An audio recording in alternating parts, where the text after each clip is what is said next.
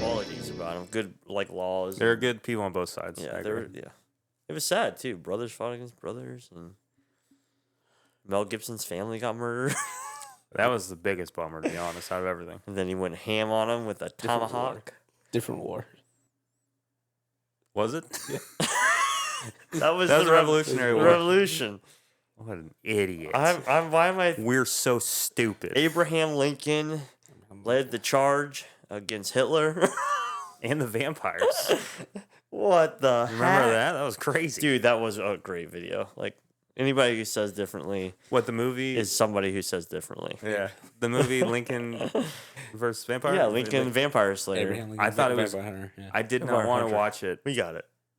Yeah, I didn't want to watch it at all. I had no desire to. And then I think it was like on some streaming site. Yeah. And I was like, this is phenomenal. It was crazy. When they were like, when he's running across the top of the horses and stuff, I was like, this is cinema if Yeah. I've ever seen cinema. Taylor hates that movie because of that scene. It's so good. I mean, that's it's straight out of like Asian kung fu movies Yeah, yeah. almost. Oh, yeah. You know, like it. No. It's He insane. hates that scene because it's unrealistic. That was the nail in the coffin, you would say. Oh Huh? my So gosh. I'm like, so in the movie, Abraham Lincoln Vampire Hunter The part that was too far.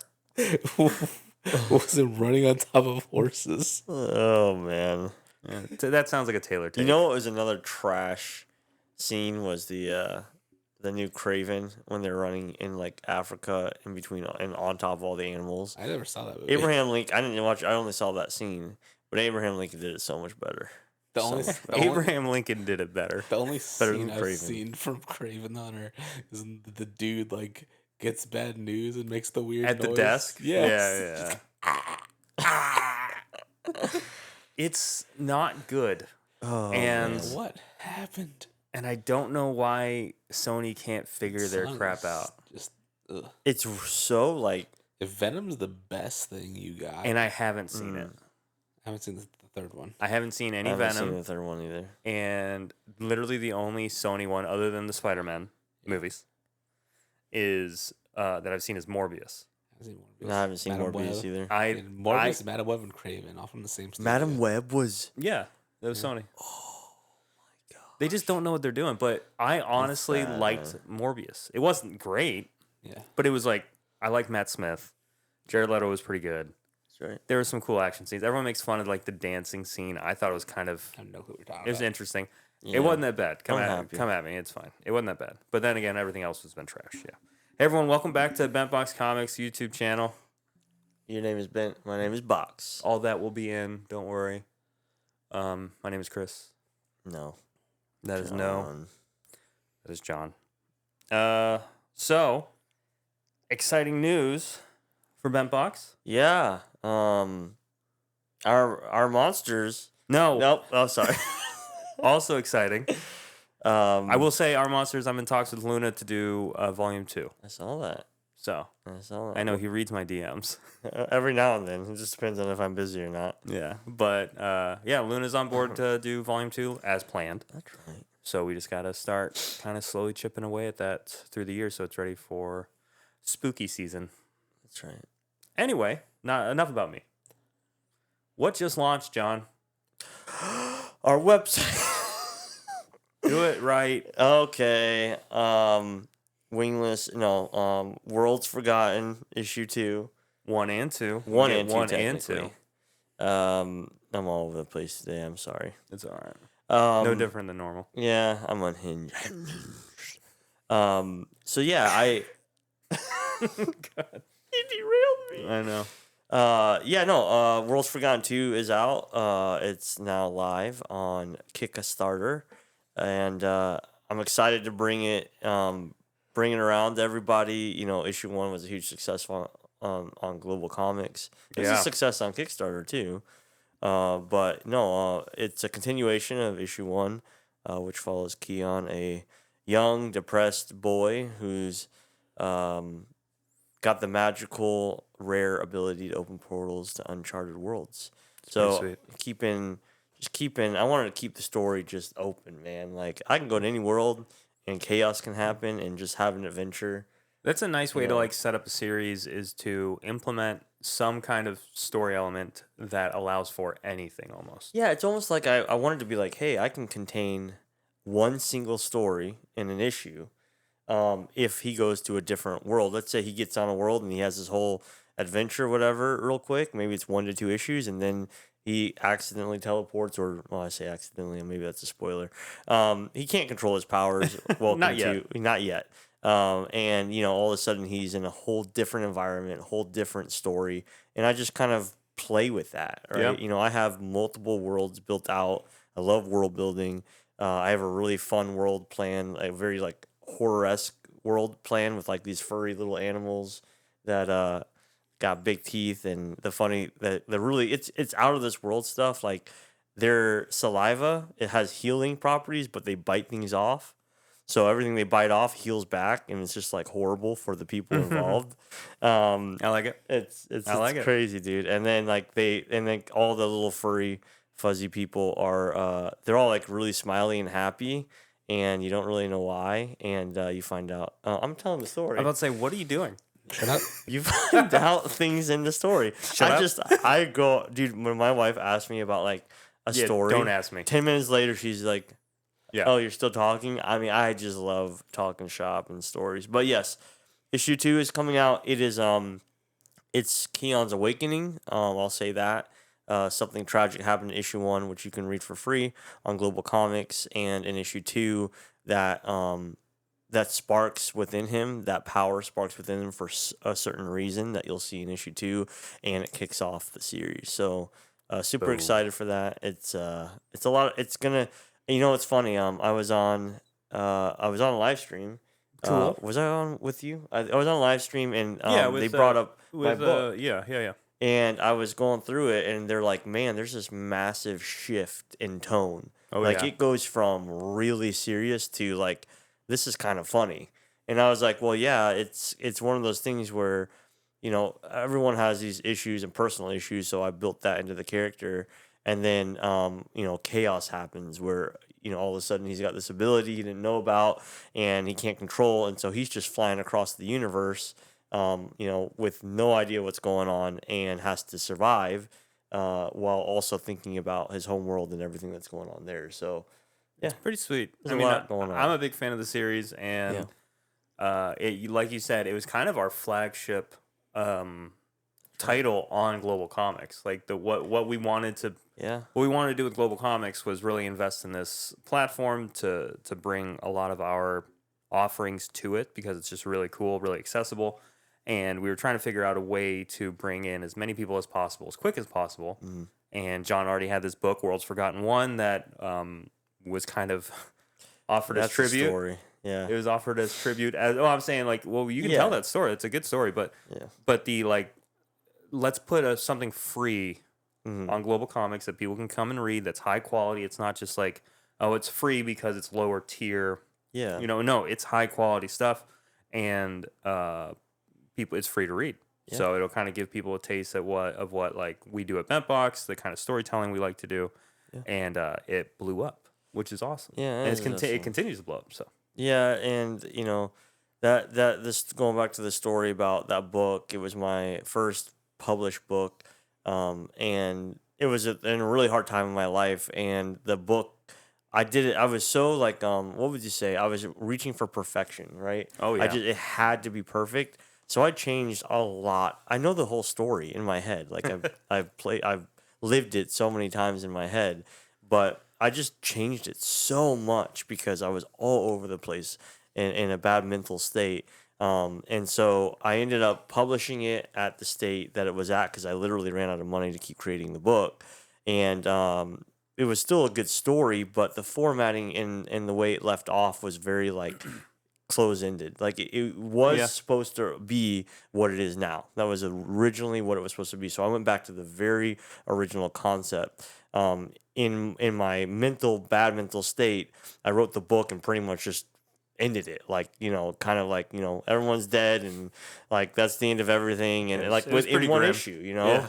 And it was kind of like, dang, I wanted this to be so much more. So Chris came over and I was like, I was kind of upset and depressed about like the book didn't do bad. I think it did like 32 or 3600. I can't remember on It Kickstarter. was one of the better campaigns. Yeah, one of my first books, and I just went out there and it funded and did pretty well for my first campaign. I can't complain.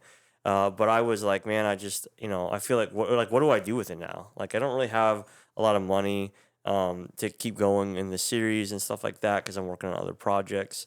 But I love the series, and I was like, well, I have a ton of pages, like a ton of extra pages that we did, and a whole alternate ending that we never used because obviously I was changing the story so much.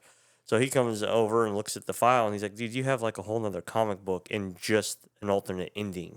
Yeah, he's like, you got it right. You have everything you need to make this book. Exactly. 100%. So he's like, well, let's format it. I'll help you here and do this and that. I got a few different covers made, and we actually did use, I think, 3 or 4 pages from the original full 36-page book.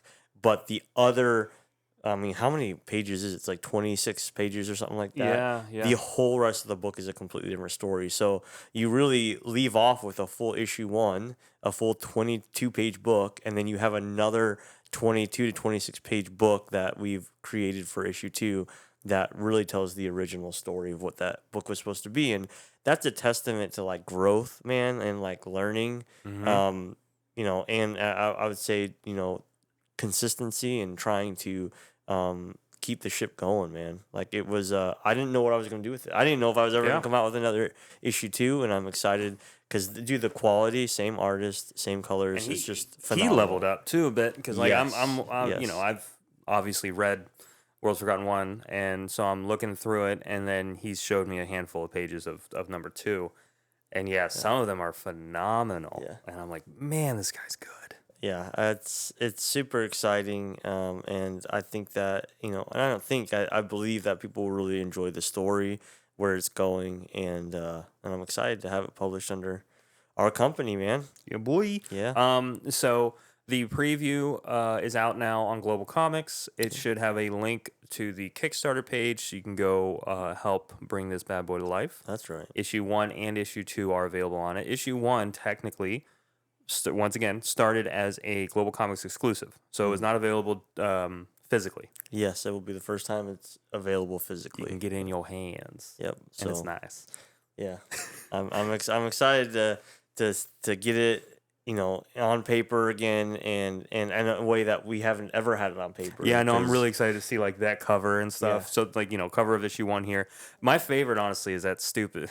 No, not stupid, but stupid.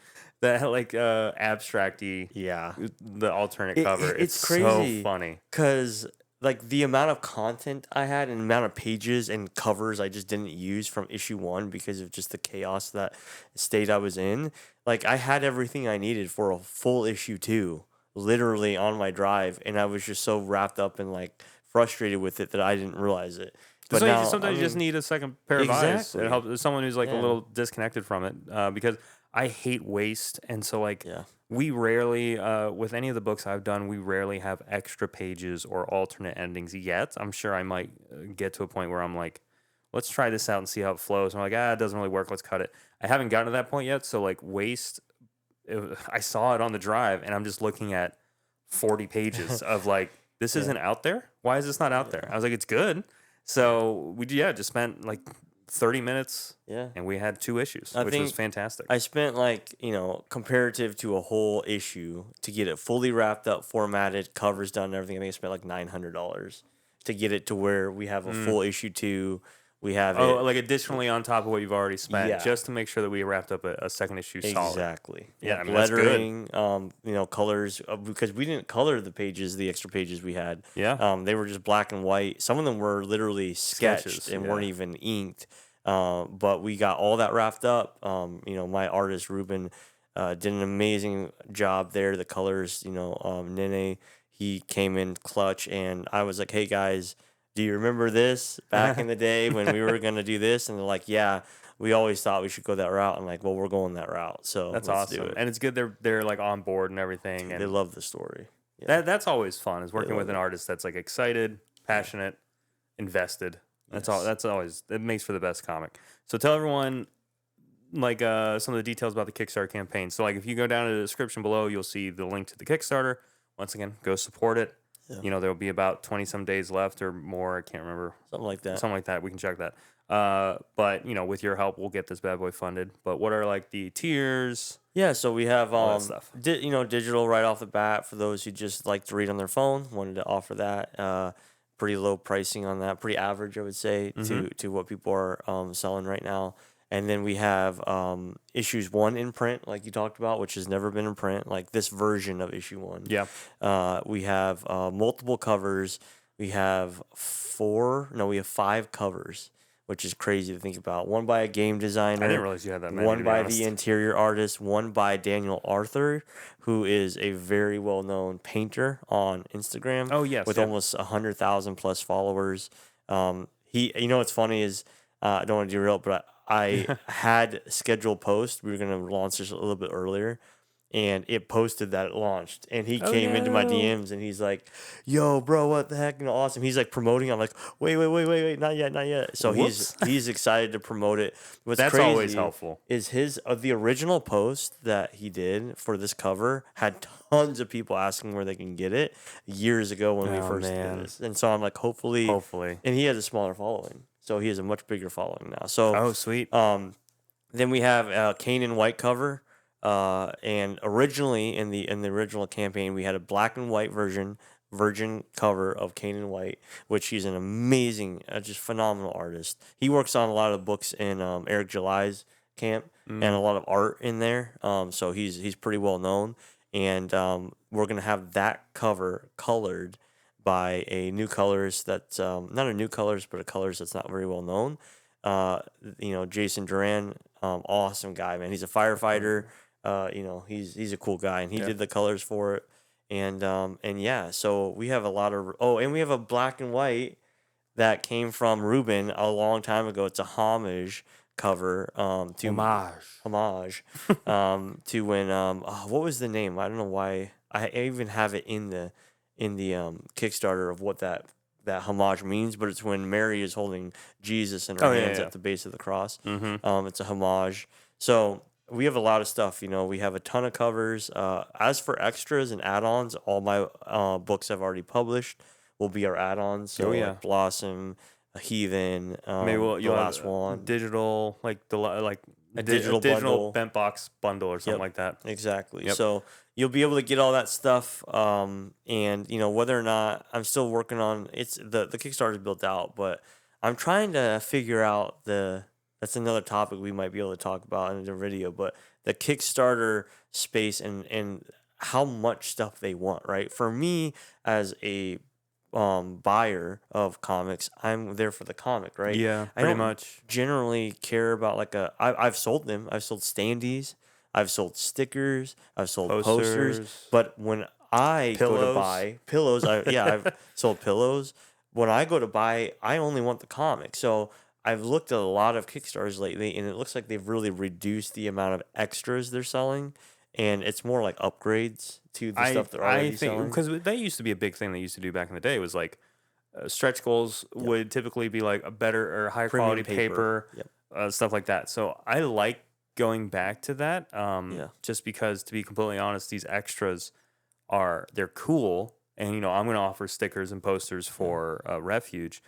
But if you have to be smart about it, and you have to break it down in a way to where it doesn't become like a cost for you as a creator. And everyone is doing the same thing. And everyone's doing the same thing. They're all going to Vogue Race, and they're all getting, plastic standees and everything, keychains, everything you can get, you can get a bundle, which is perfectly fine because there's an audience for it. But I think what I'm saying is it's been done so much that now people are like, oh, it's the same thing. So I'm trying to figure out what I can do outside of that. Like I would love to present like a 3D printed wand, but to tell you how much that costs, it's like maybe somebody would buy it, but you're going to be paying $100 for a bundle. Yeah. Or get Ziggy to do it. I don't know if he still has a 3D printer.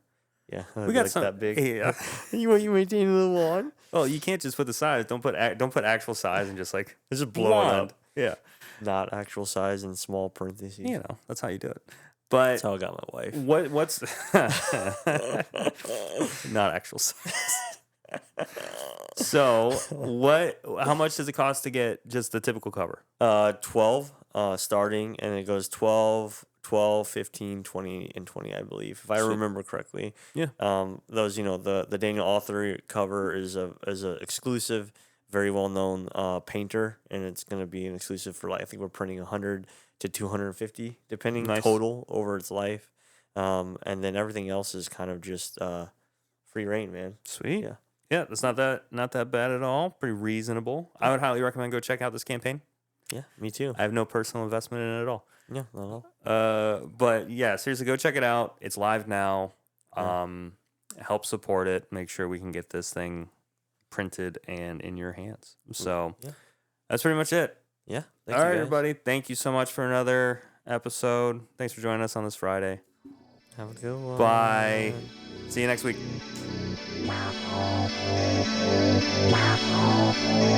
Huge is a high render, and it looks really good for a split second, and they merge together, and then all of a sudden Keon's got a wing, and they're like, really? And they're just doing like circles through the air, and I'm like, what is happening? Like they were merged together into one. It was like, this is crazy. For a split second it looked good, and then the mouth was like hanging way down.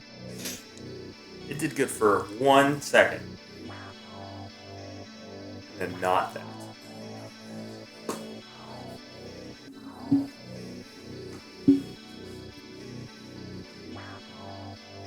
Kid, shut up! Whoa. I'm a good dad. Talking too damn loud.